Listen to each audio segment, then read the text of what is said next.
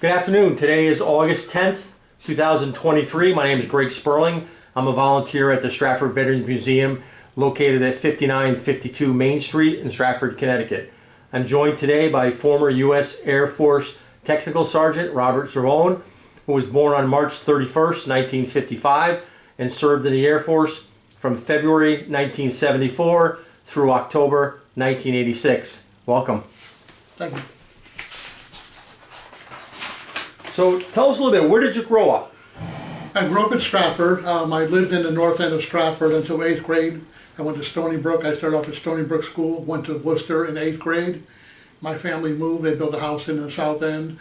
I went to Johnson, then Stratford High. I graduated in 1973. Okay. Any activities while you were at school? You play sports? Or? I just played Pop Warner football. Okay. For the Holy Name Cardinals when I was growing up, and then didn't continue on any sports after I moved to the south end of Stratford now. Okay. So graduation comes from high school. What do you do next? Went to Norwalk Community College for 1 year, and I decided in my own mind that that was pretty boring. It's a continuation of high school, so I enlisted in the Air Force. Okay. Why'd you pick the Air Force? My cousin Jim was a big influence. He had been in the Air Force 1 year ahead of me. So I was considering all services, but he sort of guided me towards what career field I wanted to pursue and what I should ask the recruiters when I got there. Okay. And what was your military occupational specialty? It's security, police, law enforcement. It's a 81172. Was that something that you were able to get guaranteed when you enlisted? Yes. Okay, that's good. Yeah, that was good. All right, and so we're in basic training. Where are we at? Basic training was different. For a young man from Stratford who never touched a weapon or anything, and not that I say I was undisciplined, but it was quite an experience. I think I fell into it pretty well, better than some other people that struggled through basic training, but I did well. I did well in basic training. And where was it? What base were you at? It was at Lackland Air Force Base Okay. in San Antonio, Texas. How long was that? 8 weeks. Okay. 8 weeks. And then did you get to come home, or did you go right to your school? Actually, I didn't realize it at the time, but the technical school for the security police was right there at Lackland, so I didn't go anywhere. I just had like a week break, and then we started technical school. Okay, how long did that last? And that was also about 8 weeks. Okay. And where was your first duty station? Well, my first duty station was Loring Air Force Base, Maine. Funny story about that is I figured it was fairly close to Connecticut. And, I got to the New Hampshire-Maine border, and I called my parents from a payphone, no cell phones. And I said, I'm in Maine. And I'm all excited, didn't realize how long that state was. So it took me almost another 8 hours in one hotel stay to get to Loring Air Force Base, Maine.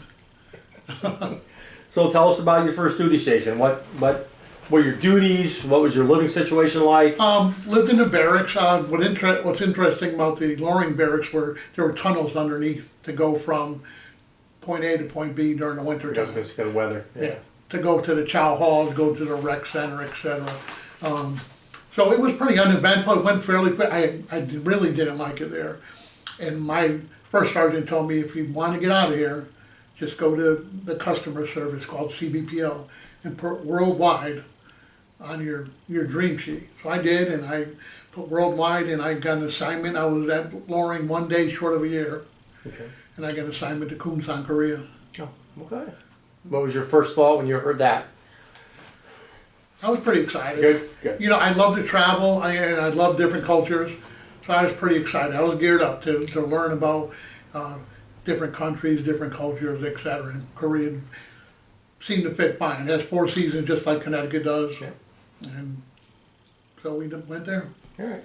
So what are your normal duties, both in Loring and when you got to Korea? What's your daily job like? Up at Loring was fairly boring. And we augmented, it was all grouped into one, basically the security, police, and law enforcement, because there wasn't much law enforcement activity going on up there. It was just mainly guarding planes and augmenting security and doing exercises with them. So there really wasn't much going on at Loring. It's fairly boring. Okay. Why they call it Boring Loring. And what about Korea? Korea, I pretty excited to go there. There's a lot going on there between town patrol and weapon storage areas. Interesting when I was there, the interesting thing that happened there was the Army officers, 2 Army officers got axed to death up at the DMZ. Wow. Yeah, in August of 1976. It was one of the, and they kicked off what they call Operation Paul Bunyan. So 2 Army officers were up there, they had clearance to cut down a tree at the DMZ. And the North Koreans came to stop them and they said, wait, we already have approval and everything. Long story short, they got axed to death. And it just seemed, to the military anyway, everything stopped. You know, whether you're Marine, Army, Air Force, Navy, almost everyone was as close to the DMZ as possible. Yeah. And one of the few times you're like, okay, this is it. This is it. You're not really scared, but you're like, okay, let's do this. Yeah. If we got to do it, let's do it. A lot of show of force. President Yes. Ford was, and eventually the Marines went up there and they chopped down almost everything of the DMZ, and they cleaned up. And after about 3 or 4 months, it died down quite a bit. Okay. But that was the excitement at Kumsan that year. All right. And how many years are you there? I was there 2 years. You're 2 years, and Yeah. what rank are you at this point? When you're Let's getting see. ready to leave. I was in E4. Okay. E4. And where to next? From there, I went to Pease Air Force Base, New Hampshire. Oh, okay. I've actually been to Pease twice in between my overseas tours. And I liked it because it was close enough to home and where I could go home when I wanted, but it wasn't close enough to where people were always visiting me all the time. It was a SAC base. I was married at the time. I got married when I was at Kumsan, and that was a good base. That was a good base, a good close-knit community. You do a lot of community work. Mm-hmm. We worked with the law enforcement explorers, or high school children, or kids, I should say. And, you know, they rode patrol with us and everything. Now you're doing more of a law enforcement type function at that point? Absolutely. Yeah, okay. Absolutely. And what type of things are you investigating and what's going on? We're doing a lot of, you know, traffic stops. We're doing on a nightly basis. We would get an envelope from the base commander with 2 buildings and 2 dormitories in it. We do drug searches and, Okay. you know, the bomb dogs, et cetera. They would be going up and down. Okay. Fights at the NCO club, Right. you know, Typical. typical stuff. Interesting thing about Pease is that was the only military installation, well, Air Force anyways, that was state owned, that was not federal owned. Oh, It was owned by the state of New Hampshire. that's And interesting. the police officers from Newmarket, Dover, New Hampshire, and Portsmouth, the base was divided in half. So one half was that town, one half was Portsmouth. And they would all congregate at the main gate, looking for drunks, talking to us. Fun time, fun time. Absolutely. And now how long are you there? 2.5 years. Okay. Yeah. And then overseas? Then overseas, I got assignment to Clark Air Base in the Philippines. Yeah, and I knew that was going to happen because we were trying to start a family, and it just didn't happen. And all of a sudden, you know, my wife was pregnant at the time, and sure enough, I got an assignment to the Philippines. And it was an unaccompanied, so you were going by yourself? No, it was actually in a company. Oh, okay, tour. good. The only hitch there was she was 7.5 months pregnant, so we just had to more or less beg for her to travel because after 7 months, Yeah, they don't want you there. and I just wanted to be there when my children were Yeah, born. yeah. So yeah, we were able to go there. We got to Clark, and my first was born. Right. That's awesome. And now what rank are we at now? Still E4. C4, okay. And now do you have any supervisory duties along with the rank now? I did actually. Okay. I started off in what they called resource protection. Now Clark is so large. When you first get there, no matter what your AFSC was or your career, if it's law enforcement, they'll put you either motorcycle patrol, horse patrol, you know, resource protection, which is the perimeter of the base, etc. So I worked in resource protection for about 8 months, and then a position came up, and there was 3 of us selected. It's called DoD liaison, Okay. and the liaisons were just in charge of the Filipino guards, the DoD guards, and there was about 350 of them. All right. And that was a fun job. You did a lot of community in the local barrios out dealing with, you know, local politicians, etc. That was fun.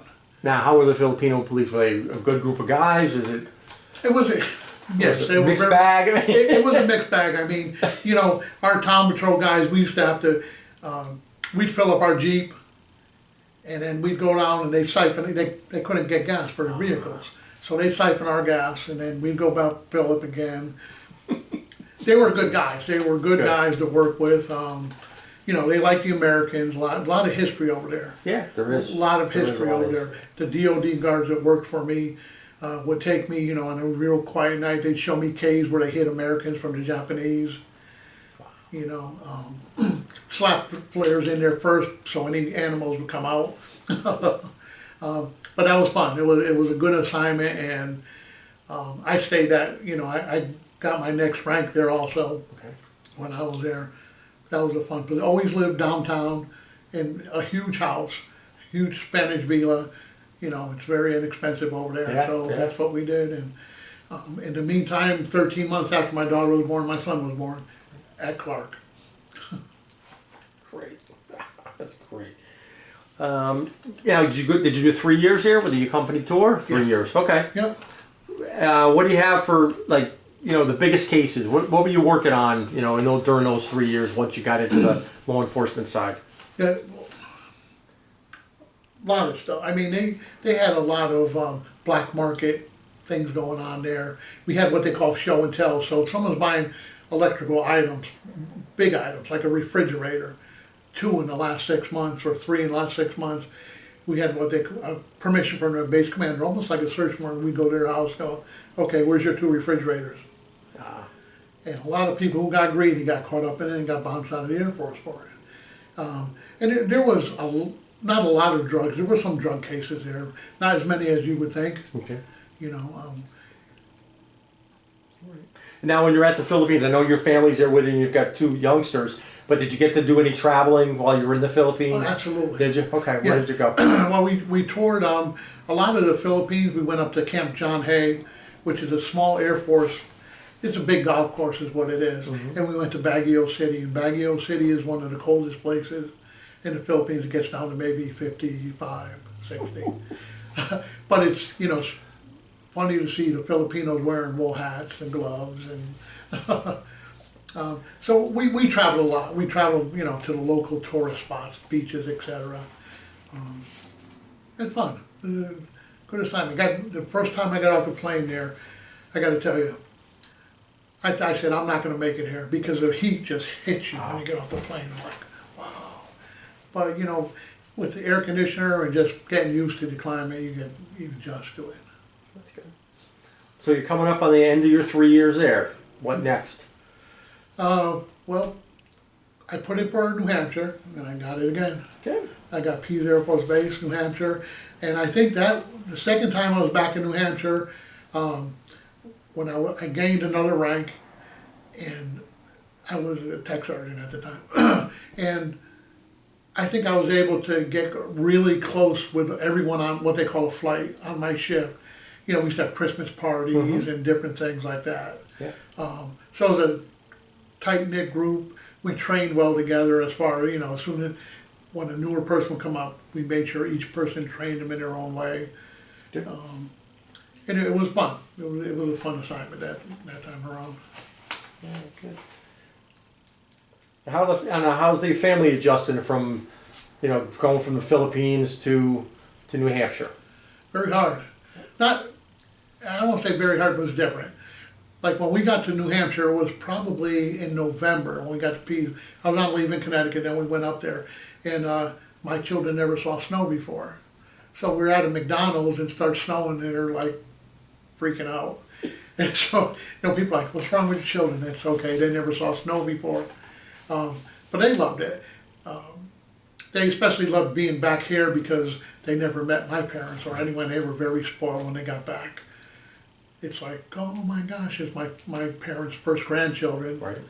And they hadn't seen them, and they were walking and talking by the time we got back. That was good. It was good for everybody. Yeah, it was. It was good. And how long are we at Pease this time? 2 years. 2 years? Yeah. Now, is that the end of our service, or? No. Okay, where'd we go after Pease again?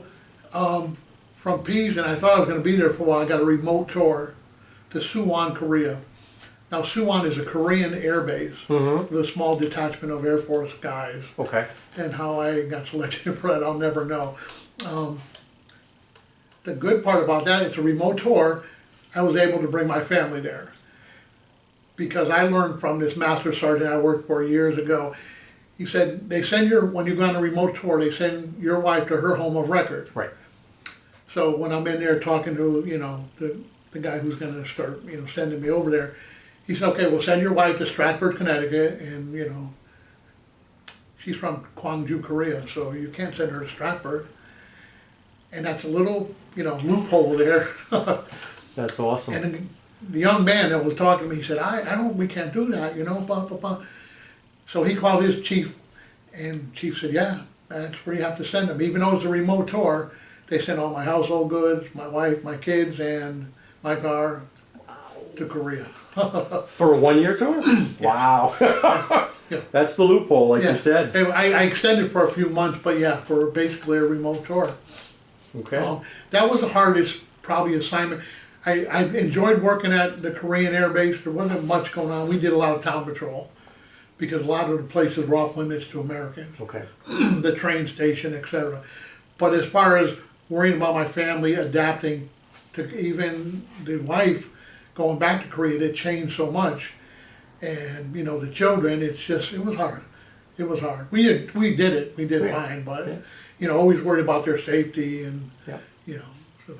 And at this point too, you're a tech sergeant, so what is your main job duty? What they call flight chief. Okay. So I scheduled all my guys to do, actually, like I said, it was a Korean air base, so I had some security people working for me. So I would assign them to the flight line duty, and the other people would work town patrol. Okay. And I'd make sure we went down to the little ville that was down there, all the bars, Yeah. and just keep order. There was a curfew at midnight. We'd make sure everyone got out by midnight. Okay. Now is that your final tour? No. One more. Go ahead. Keep going. One more. I went to Ellsworth Air Force Base. Okay. From there. And that was different. That was different. I've never been so cold in my life, whether it was Loring or anywhere else.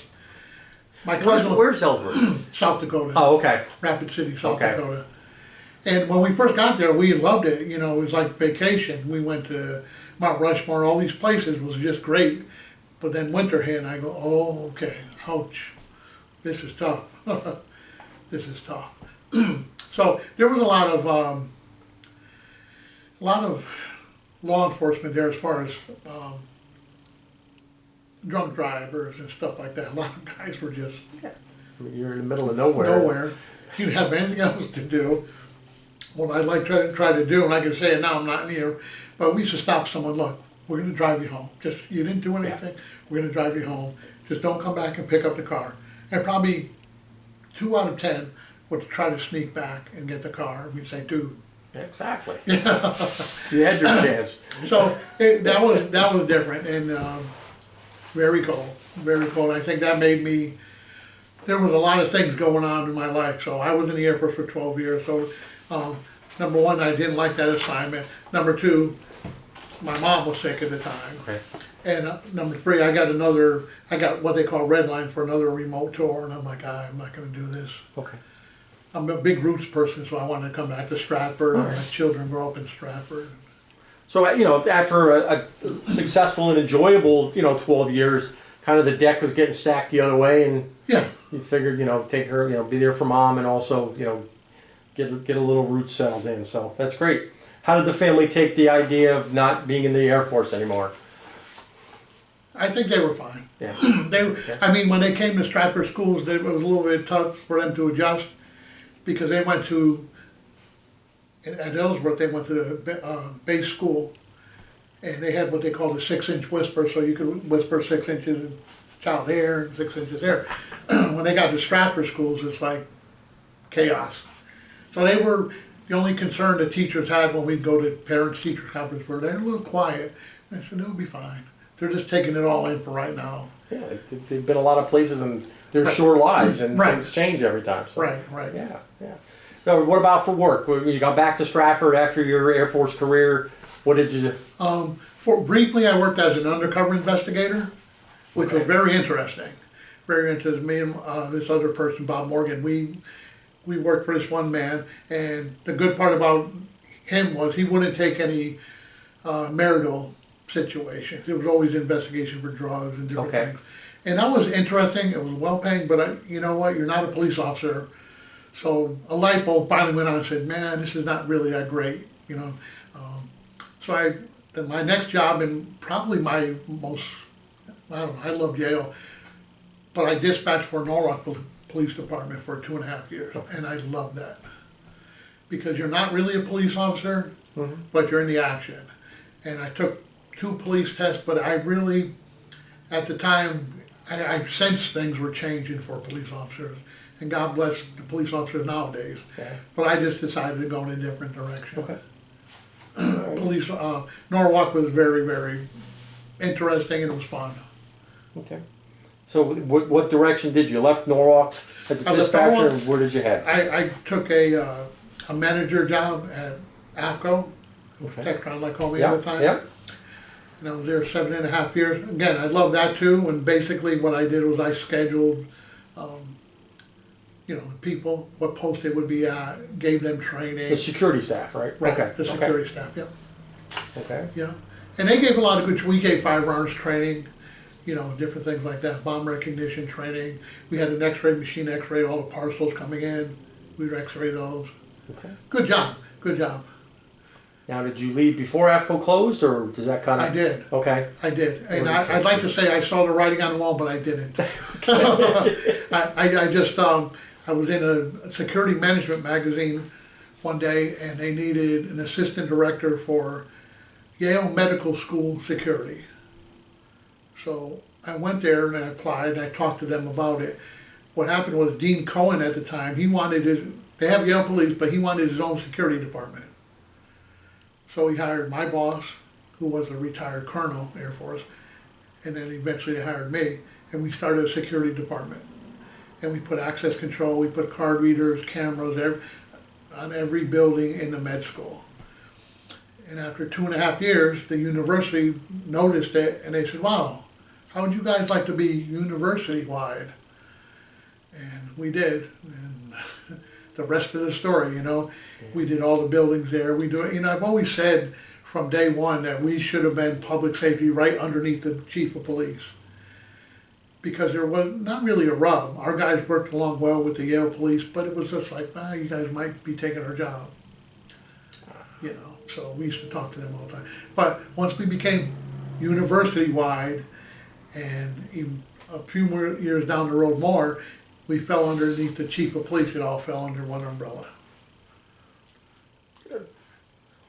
And it sounds like that was a very satisfying position for you. It's something that you The best. build your career on, and The best. I mean, the contacts you make there, just, you know, I think in one of the jobs I had in the Air Force, the liaison NCO, that really helped me a lot at Yale, because I'm dealing with the international students, you know, international parents. When parents drop off their students, no matter where they're from, they're gonna ask you, please take care of my son or daughter.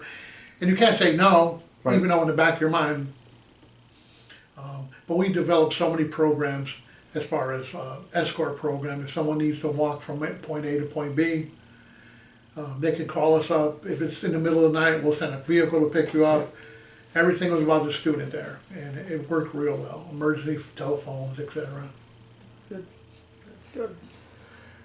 So now, did you ever join any, military fraternal, the VFW or the American Legion or anything like Yes. that? You did, okay. VFW, Good. yeah. All right, good. And how about friends? Have you kept any close friends for your time in the military? Yeah, I've kept several. There's several. I'm very proud of a lot of what they've done. You know, one young man who was my desk sergeant in Korea, he's in charge of the homicide division in Youngstown, Ohio. Wow. Another person, I have a couple people. One young lady works California Highway Patrol, and all good people, all That's awesome. good people. And you know, you can almost tell at the time they're sharp. And we laugh about it. And I said, you know, I took care of you guys because you were special. So yeah, Dennis Riley. I mean, there's a bunch of people that I worked with that I'm very proud of, and I keep in touch with them. Yeah. That's great. And Facebook was a big help, because Yes. once, things start popping up. Oh, you know him, what about her? And I just had one guy yesterday saying, weren't you a sergeant at Pease Air Force Base when I was there? I mean, he was security and I was law enforcement, so he knew of me. And I worked along with the master sergeant there, Pat Sayre, to where he would give one of his best guys to me for a week, let a security guy ride patrol with us. And we called it the incentive plan, so. But yeah, people remember you, and it's always a good feeling, just. Yeah, absolutely, definitely. So I really don't have to ask, but the last question I usually ask is, how did your overall service and experience affect your life? And I think you've told the whole story here about how it's affected your life and how it helped you to the career that you got, and helped you to develop young people into the roles they have today. Right. Pretty much an overall positive thing. I think the military, and number one, obviously, and I think probably everyone will tell you the camaraderie that you develop in the military. And if people sense you can develop that camaraderie no matter what job it is, like my guys at Yale, I still go to lunch or breakfast with them a couple times a month and go to football games, etc. But we're close to where if they ever had a problem, they know they could come to me. But they also learn, hey, you got to do the job too. Yeah. And to make the job fun, Yes. Yeah, those relationships do make it fun. One thing to add. Go ahead. So I retired from Yale, and I wasn't going to do much of anything. I said I was going to, I do travel to the Philippines a couple times a year. But I saw a job opening, and I applied for it. It was called Site Director for the beach in Stratford. So I applied for it, and it's basically the weekend overseer of the beach, the young men and women who check stickers. Yeah. And I love those guys. Yeah. They're so polite and so, just renewed my faith. Not that I never lost faith in this generation, but every single person I've worked with so far, this is my second year, it's fantastic. That's great. And we've built that teamwork there too, where we cover each other's back. Yeah. It's fun. Yes, that's great. It's fun. All right, sir. Well, thank you so much for coming and telling your story. Thank you, Greg. Appreciate it.